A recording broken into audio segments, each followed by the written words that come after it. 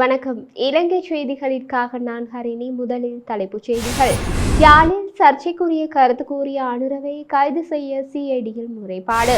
பிரதமர் பதவியை மஹிந்த ராஜபக்ஷவுக்கு வழங்க உள்ளதாக நாமல் ராஜபக்ஷ அறிவிப்பு.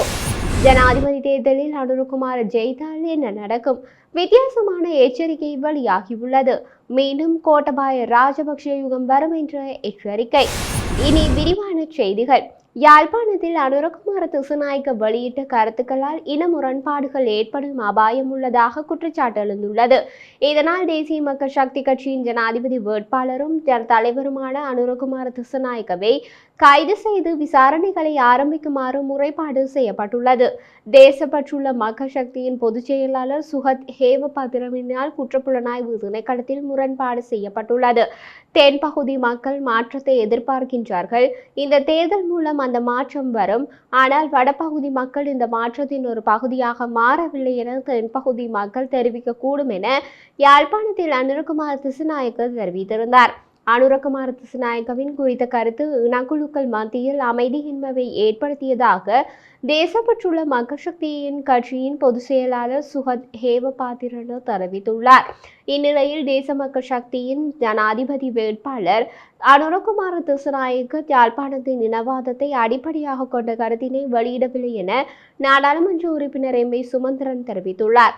நாங்கள் ஊழலற்ற அரசாங்கம் என்ற மாற்றத்தினை விரும்புகின்றோம்.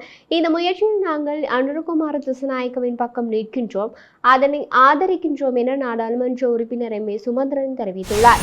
தமிழ் மக்கள் அனைவரும் தமிழ் பொது கட்டமைப்பின் ஜனாதிபதி வேட்பாளரின் சங்கு சின்னத்திற்கு வாக்களித்து தமது வரலாற்று கடமையை நிறைவேற்ற வேண்டும் என மட்டக்களப்பு மாவட்ட இந்து இளைஞர் பேரவை கோரிக்கை முன்வைத்துள்ளது.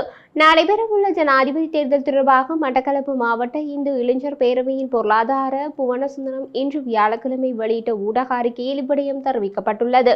அந்த அறிக்கையில் மேலும் தெரிவிக்கப்பட்டுள்ளதாவது: வடக்கு கிழக்கு மாகாணங்களை சேர்ந்த தமிழ் மக்களிடையே இன்று ஒரு மறுமலர்ச்சி பரிணமித்திருக்கின்றது. உலக அரங்குகளில் எமது குரல் ஓங்கி ஒலிக்க நாம் ஒரு பலமான மக்கள் கூட்டம் என்ற உண்மையை நிலைநிறுத்துவது அவசியம். ஈழத்தமிழர்கள் கடந்த 15 ஆண்டுகளாக அரசியல் அனாதைகளாக அலைந்து திரிகிறார்கள்.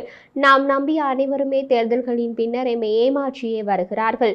தேர்தலில் வாக்குறுதி கொடுத்த யாருமே அதன் பின்னர் எம்மை மதித்ததில்லை. இம்முறை எமக்கு ஒரு புதிய தெம்பு பிறந்துள்ளது. வெற்றி பெற போவதில்லை என தெரிந்து கொண்டே நாம் ஒரு வேட்பாளருக்கு வாக்களிக்க போகிறோம். நாம் நம்பிய அனைவரும் எம்மை கைவிட்ட போதும் நாம் எமது உரிமைகளுக்கான போராட்டத்தை கைவிடவில்லை என்பதையும், அதற்காக போராடும் எமது உணர்வுகளை இன்னும் இழந்துவிடவில்லை என்பதையும், அத்துடன் எமது வலிகளையும் வேதனைகளையும் இந்த உலகுக்கு உறக்க சொல்ல போகிறோம். வெற்றி பெறும் வரை எமது தமிழ் தேசிய விடுதலை போராட்ட உணர்வுகளை அடுத்தடுத்த தலைமுறைக்கு ஊட்டுவது எமது வரலாற்று கடமை. உள்நாட்டு உள்ளேயும் சர்வதேச சமூகத்தோடு இணைந்து எமது ராஜதந்திர புத்திபூர்வமான அணுகுமுறைகளூடாகவும் எமது மக்களின் வழிகளுக்கு நிவாரணம் வழங்கவோ அவர்களது நம்பிக்கையை கட்டியெழுப்பவோ இயலாதிருக்கின்றோம் என்பதை பொறுப்புடன் ஏற்றுக்கொள்கின்ற சந்தர்ப்பம் ஒன்றை இந்த தேர்தல் எங்களுக்கு தந்திருக்கின்றது. இந்த சந்தர்ப்பத்தில் தமிழ் தேசிய பரப்பில் உள்ள பெரும்பான்மை கட்சிகளினதும் சிவில் சமூக அமைப்புகளினதும் முன்மொழியப்பட்டுள்ள தமிழ் பொது வேட்பாளர்களுக்கு ஆதரவளிக்க வேண்டும் என்றும் மட்டக்களப்பு மாவட்ட இந்து இளைஞர் பேரவை ஏகமனதாக தீர்மானம் எடுத்துள்ளது. ஸ்ரீலங்கா பொதுஜன பெரமுனவின் ஜனாதிபதி வேட்பாளர் நாமல் ராஜபக்ஷவின் வெற்றியை உறுதிப்படுத்தும் வகையில் மாவட்ட மட்டத்தில் ஏற்பாடு செய்யப்பட்டுள்ள பிரதான பொதுக்கூட்டங்களில் முன்னாள் ஜனாதிபதி மஹிந்த ராஜபக்ஷ பங்கேற்க உள்ளார். மாவட்ட மட்டத்திலான பிரதான மக்கள் பேரணியில் தொடர் ஹம்பாந்தோட்டை மாவட்டத்திலிருந்து ஆரம்பிக்கப்பட்டுள்ளது.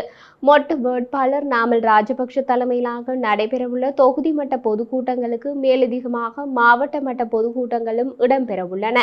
ஒவ்வொரு மாவட்டத்திற்கும் ஒரு முக்கிய பொதுக்கூட்டம் நடத்தப்படும். மேலும் சில மாவட்டங்களில் 2 முக்கிய மாவட்ட பொதுக்கூட்டங்கள் நடத்தப்பட ஏற்பாடுகள் செய்யப்பட்டுள்ளன.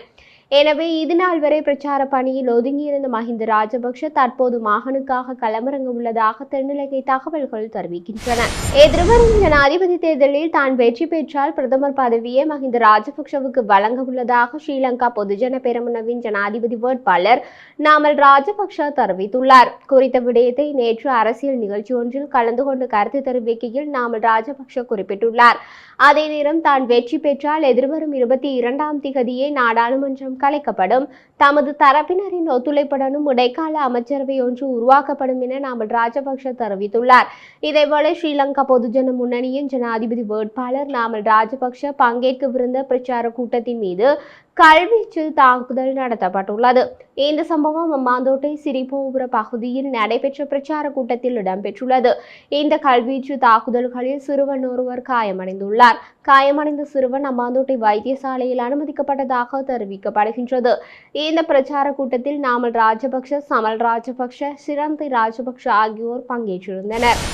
ஐக்கிய மக்கள் சக்தியின் ஜனாதிபதி வேட்பாளர் சஜித் பிரேமதாச ஏற்கனவே வெற்றி பெற்றுள்ளார் என தமிழ் முற்போக்கு கூட்டணியின் தலைவர் நாடாளுமன்ற உறுப்பினர் மனோ கணேசன் தெரிவித்துள்ளார். ஐக்கிய மக்கள் சக்தியின் ஜனாதிபதி வேட்பாளர் சஜித் பிரேமதாசவின் வெற்றியை உறுதிப்படுத்தும் முகமாக நாவலப்பட்டியில் நடைபெற்ற கூட்டத்தில் கலந்து கொண்டு ஊடகங்களுக்கு கருத்து தெரிவிக்கும் போதே மனோ கணேசன் மேற்கண்டவாறு கூறினார். இங்கு உரையாற்றிய மனோ கணேசன், முடிந்தால் சிலிண்டரை கொண்டு வந்து நாவலப்பட்டி நகரில் வியாபாரம் செய்யுமாறு மஹிந்தானந்த அலுத்கமேவிற்கு சவால் விடுப்பதாக தெரிவித்தார். அதனை மஹிந்தானந்த அலுத்கமேவால் செய்ய முடியாது என மனோ கணேசன் குறிப்பிட்டுள்ளார். ஜனாதிபதி வேட்பாளர் ரணில் விக்ரமசிங்க தோட்ட தொழிலாளர்களுக்கு நாளாந்த சம்பளம் 1700 ரூபாவாகவும் வழங்குவதாக உறுதியளித்ததாகவும் அது தற்போது 1350 ரூபாவாக குறைக்கப்பட்டுள்ளதாகவும் மனோ கணேசன் மேலும் தெரிவித்துள்ளார். ஜனாதிபதி தேர்தலில் அனுரகுமார திசுநாயக்க வெற்றி பெற வாய்ப்பு அதிகம் என்று தென்னிலங்கையில் பரவலாக பேசப்படும் நிலையில் அனுராவுக்கு ஆதரவளிப்பவர்கள் கோட்டபாயவின் யுகத்தை மீண்டும் நினைத்து பார்க்க வேண்டும் என நாடாளுமன்ற உறுப்பினர் ரிஷாட் பேட்டியூன் தெரிவித்துள்ளார். தொடர்ந்தும் கருத்து தெரிவித்த இவர், இனங்களிடையே மோதலை தூண்டும் இனவாத பேச்சுக்களை நிறுத்தவும், சமய நம்பிக்கைகளை கேலி செய்யும் குரோத பேச்சுக்களை தடை செய்யுமாறும் நாம் கோரியுள்ளோம். இனவாதம், மதவாதம் மேலோங்கியுள்ள நாடுகளால் பொருளாதாரத்தில் முன்னேற முடியாது. சிங்கப்பூர், மலேசியா என்பவை முன்னேறியுள்ளதற்கு அங்கு அவை இல்லாமையே காரணம். இவ்வாறு ஈடுபட்டால் அந்நாடுகளில் கடுமையான சட்டங்களால் தண்டிக்கப்படுகின்றனர். கோட்டபாய ராஜபக்ஷவின் காலத்தில் பொருட்கள் தட்டுப்பாடு ஏற்படவில்லை, திட்டமிட்டு ஏற்படுத்தப்பட்டது. அவரின் ஆட்சியை பயன்படுத்தி சிலர் நிலைமையை பயன்படுத்தினார்கள் என்றார்.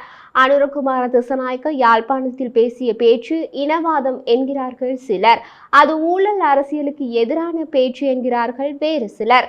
தமிழரசு கட்சி சஜித்தை ஆதரிப்பதாக அறிவித்திருக்கும் முன்னரே சஜித்தை ஆதரித்த சுமந்திரன் அனுர கூறியது இனவாதம் அல்ல, அதில் தவறேதும் இல்லை என்று நற்சான்றிதழ் கொடுத்துள்ளார். இலங்கையில் யாருடைய ஆட்சி என்றாலும் இனவாதம் இருந்தே தீரும், அதை மாற்ற முடியாது. கோட்டபாய ராஜபக்ஷ அதை வெளிப்படையாக பேசி ஆட்சியை கைப்பற்றினார். மற்றவர்கள் வெளிப்படையாக கூறாமல் இனவாதத்தை கையாண்டார்கள். நடைமுறையில் மாற்றமில்லை. புதிதாக அனுரகுமார ஆட்சியை கைப்பற்றினாலும் இனவாதம் இருக்கும். அதே நேரத்தில் கடந்த ஆட்சிகளுடன் ஒப்பிடும்போது ஊழல் குறைவாக இருக்கும் என்ற நம்பிக்கை தென்னிலங்கையில் பரவலாக உள்ளது. அதனால் அதற்கு ஒரு வாய்ப்பு கொடுக்க அதிகப்படியான மக்கள் விரும்பலாம்.